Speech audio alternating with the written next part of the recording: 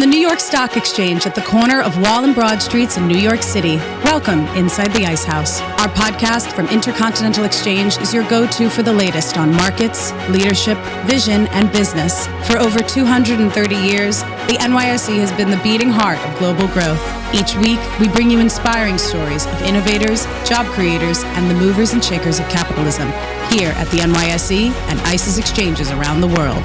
Now, let's go inside the Ice House. Here's your host, Lance Glynn.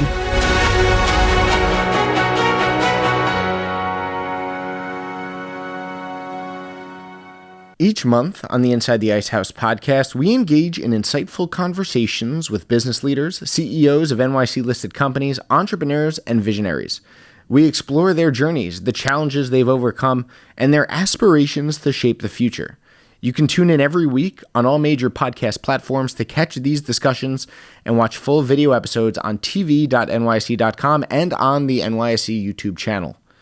Inside the Ice House in September, we aired 10 new episodes. 4 of our traditional episodes, our new Biotech series that included 4 episodes itself, our monthly series, Markets in Focus, with Opening Bell Daily's Phil Rosen, and Inside the Ice House, Breakfast on the Balcony. We kicked off the month with our Biotech series, and we're joined by Thomas Fuchs, Chief AI Officer for NYSE-listed Eli Lilly, Dr. Amit Etkin, founder and CEO of NYSE-listed Alto Neuroscience, Nimbus Therapeutics CEO Abbas Kazimi, and Enveda CEO Viswa Colluru. In all 4 of our conversations, we dive into the challenges biotechs are trying to solve and how AI is helping them transform medicine and aid in saving lives. Historically, I understand that people are skeptical, for example, in the discovery side, right? There are very few examples out there where you would have a really de novo designed AI drug yet. Mm-hmm. But that's changing drastically. It's changing because of, first of all, progress in, of course, maths and machine learning. So we have better models to approach these problems, but we also have drastically more compute. And that, of course, allows us to do so much more. So supercomputers at a scale that weren't present just a few years back, and that allows us to push that envelope. So we have internal models that already propose molecules for some of our targets with new motives the chemists haven't thought about before, which are very successful. So I'm very, very bullish on that front. When you combine all those things, you get tremendous amount of imprecision and poor outcomes. And so what we try to do at Alto and what we did at Stanford to build up to that, to kind of form the scientific basis, is 2 things at the same time. One is identify signatures in people's brains, so what we call biomarkers, brain tests, that tell you about what's actually going on with that person, together with a new medication that works differently from what's out there, that can get a better effect, both by being different and by being paired with a test that tells you who's the right person to get that medication. And on both fronts, really hoping to transform psychiatry from essentially a purely subjective science to one where you have objective and still the patient's experience is part of it, but we actually have tests, we actually have new treatments.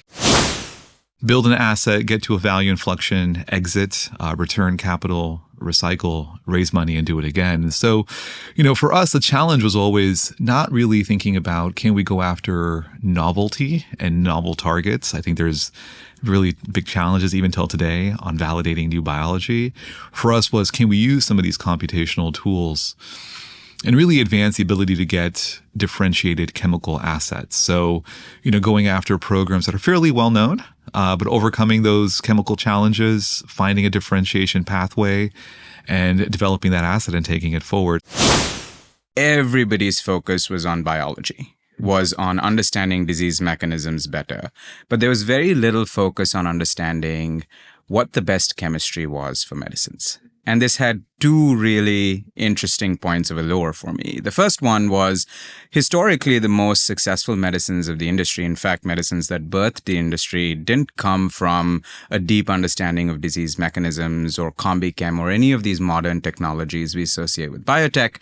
They just came from humans observing other humans sampling their environment, right? That's how we got morphine and aspirin, the first 2 drugs to ever be put in a bottle and sold, but also artemisinin and quinine, things that have touched billions of of lives and continue to touch billions of lives and won Nobel Prizes.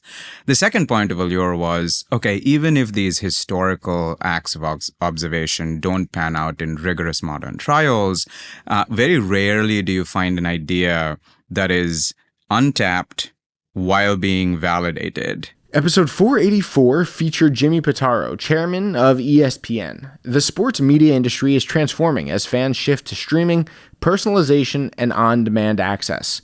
With a vast portfolio of rights, technology, and storytelling, ESPN is redefining how audiences experience live sports and highlights across every screen. Jimmy Pitaro goes inside the Ice House to dissect its direct-to-consumer future, expanded partnerships with the NFL and WWE, and how the network is positioning itself to remain at the front door for sports fans in a rapidly changing media landscape. Starts with our brand and our 4 letters. As you know, our direct-to-consumer service is called ESPN. Mm-hmm. And we contemplated many different options here, but we ultimately went with ESPN because we know that there's real power in our 4 letters. We do a ton of research. We have a world-class research team. And one of the things that I take a great deal of pride in is the fact that younger people love ESPN. They see us as the most innovative, the most trustworthy. They see us as a digital-first brand. And so if you think about that, it's pretty incredible, the fact that we've been able to, I guess, thread this needle and maintain our relevance with the core traditional sports fan and also extend our brand and our relevance to younger people who are spending so much time on social platforms, on various digital platforms. And so that really is our focus and our priority going forward. And we believe that everything I just said sets us up really well for today. Our massive digital reach across .com, across the app, across social platforms and channels. If you look at how we're resonating, it wasn't too long ago, Lance, where we were the number 1 brand in the world on TikTok. Now I think we're the number 1 media brand on TikTok, but we're up and to the right in terms of engagement on that platform, in terms of engagement on Instagram, et cetera. And we take a lot of pride in that, and that is really helping our business. And like I said, we believe that it sets the foundation for today's launch. In our second installment of Markets in Focus, in partnership with Opening Bell Daily, Phil Rosen joined me at the New York Stock Exchange to break down the Fed's rate cut, its broader economic impact, and discuss while rate cuts may offer short-term relief, stabilizing the labor market remains the bigger challenge. Really what we've been looking at for months now has been an expectation for 25 basis points of cuts today. And my read on the last week of economic data is that the case is building for a 50 basis point cut, and markets seem to sort of agree with that. I think we've seen bets for 50 basis point cut increase to 10% in the last few days. And that comes from weakening labor market data, pretty unconcerning inflation data, I would say. And that combination confirms the Jackson Hole speech from Powell a few weeks back when he essentially waved the white flag on inflation and said, look, the risks lie in the labor market now, and we're pretty much going to let inflation do whatever inflation does. And, you know, he didn't say that in as many words, but that was the messaging or the takeaway that I read in it. And the big headline last week, we had almost 1 million jobs wiped out from the BLS revision in the 12 months to March. So that, to me, all the concerns that the labor market was weak, it turns out it was way weaker than anyone even knew or thought. So all this is pointing to, I think, a bigger cut than we're going to get. But the Fed is probably going to take its time and go forward with a 25 basis point cut. As Inside the Ice House had breakfast on the balcony, M13 co-founder Carter Reum joined the NYC's Joe Benaroche. Venture capital is evolving as founders become funders, bringing first-hand experience to the investment table. M13 has helped shape this shift by backing bold ideas and building platforms that support entrepreneurs from seed to scale. Carter joins Inside the Ice House to share his journey from founder to VC leader, the changing dynamics of venture capital, and how he and his team identified the next generation of game-changing companies. Venture capitalists are always talking about backing great founders, and I always think that's kind of a cop-out and it's kind of generic. What does great mean and why? So the first thing is when we assess a founder, we always use this baseball analogy from Moneyball, if you're a Billy Beane fan or Brad Pitt fan, whatever it may be, of wins above replacement. LeBron James accounts for the most wins above his replacement. And so some founders are great at one idea, and at other ideas they might be awful, right? Because what they need to do. And so I think the two things I look for in today's climate are as follows. One is, can a founder inspire? And what I mean by that is, can they inspire to get a media interview that maybe they shouldn't have gotten early in the early days? Can they inspire to get that key executive or team member to come join them when they probably shouldn't? Can they inspire guys like me to give them money and capital, which give them an unfair advantage? So like that ability to inspire, because it is hard as you're building and you have to create unfair advantages along the way. And then the other thing I look for in founders is the ability to look, I always say, in a microscope in one eye and a telescope in the other eye. And what I mean by that is the microscope in one eye is looking at the day-to-day, executing. But in today's world that is so fast moving, and competition's not just coming from who you think your competition is, but everyone's competing for the wallet, the attention, the phone, whatever it is. It's coming from everywhere. You have to be looking out at a telescope, and you have to be able to look around corners and see where you think the world's going, because it's moving fast, right? Yeah. And so to me, those are the two things I look for founders. But it changes, right? And again, I think some founders are great for one idea and they might not be for another idea. On episode 485, Andrew Robertson, chairman of BBDO Worldwide, went inside the Ice House to discuss his new book, The Creative Shift. Creativity is undergoing a transformation as data, technology, and shifting consumer expectations reshape how ideas are formed and shared. He sits down inside the library of the New York Stock Exchange to discuss how organizations can unlock innovation, foster emotional storytelling, and adapt to a rapidly changing creative economy. Over time, you can get to the point where people might feel like that, where I've had this idea. It's not in response to anything in particular, but I want to take it to something. But I think really where I see the biggest opportunity is to make the shift, to consciously create a separate space, environment, separate conditions where it's clear that this is not business as usual. This is a moment when we are all going to do something very different. Sure. And it has a beginning, it has an end. And in between those two, we're going to do something different. And I think that if you, in effect, you're kind of making that a process in and of itself. You're making, as bizarre as it sounds, you're making people compliant with the uncompliant process. Sure.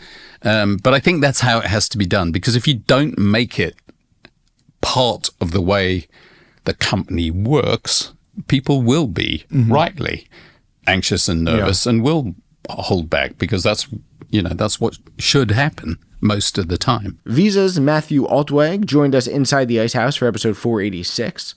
Artificial intelligence is reshaping the way consumers discover, select, and purchase products, ushering in a new era of intelligent commerce. On this episode, he explores how Visa is partnering with leading tech companies like NYC-listed Klarna to securely integrate these agents into the payment ecosystem. So I think that's the big topic you're opening up here when we think about the future of checkout. I would say there are two probably areas where we could spend a bit of time when we bring the two pieces together. First of all, on the expression of that choice, I think this is where you could already have generative intelligence that supports you as a consumer. You know, the choice of, I want to pay this with a debit card or a debit account, and I want to pay this with a pay later or a pay for instance. This choice can be supported by generative intelligence and AI. And so I think we see that the way that expression is being today, we're thinking about a toggle inside of a digital environment.